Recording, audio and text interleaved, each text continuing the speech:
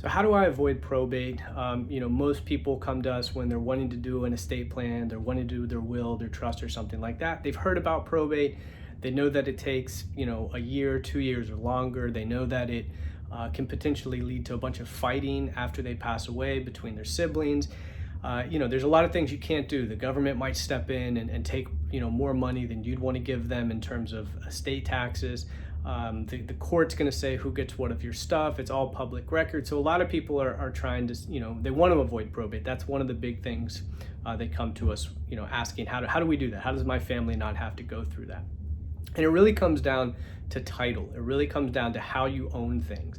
And what I mean by that is the purpose of probate is to transfer whatever you owned while you were alive, now that you've passed away, how to transfer it to your kids, to your beneficiaries, to your church organization, or whoever you want to leave things to.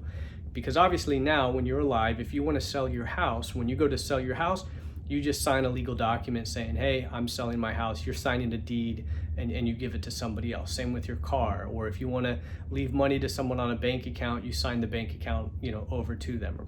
You obviously can't do that once you pass away. So the purpose of probate is to transfer whatever was in your name now to whoever you've left things to. So it really comes down, avoiding probate really comes down to making sure that get everything out of your name, right? So for example, one of the best things to do is to create a trust, right? Is to create a living trust, a revocable trust, or what we call a family wealth trust, a family legacy trust. Because what you're going to do is you're going to take all of your assets and you're going to put them into the trust. So for example, again, with the real estate, you are not going to own the real estate in your name. Your trust will own the property. And the benefit of that is it's still your property, you still own it, you can sell it, even though the trust on paper owns it, it's yours, right? So you can do whatever you want with it. You can sell it, you can lease it, rent it out, doesn't matter, it's still yours. But when you pass away, the property's not in your name, it's in the name of the trust. So whoever you've left in charge of your trust now can come in and he or she can sell the property, divide the property, or whatever you want it to happen with the property. Same with on bank accounts. We don't want to have all this money on a brokerage account or on a bank account only in your name. We want to have it in the name of the trust, most likely, because then it's still your money. Like same thing with the property, but now the trust owns it. So when you pass away, whoever you've left of the trustee, which is the person kind of in charge of everything, he or she gets immediate access to the money and then can distribute it based on whatever you want, whatever the trust document says.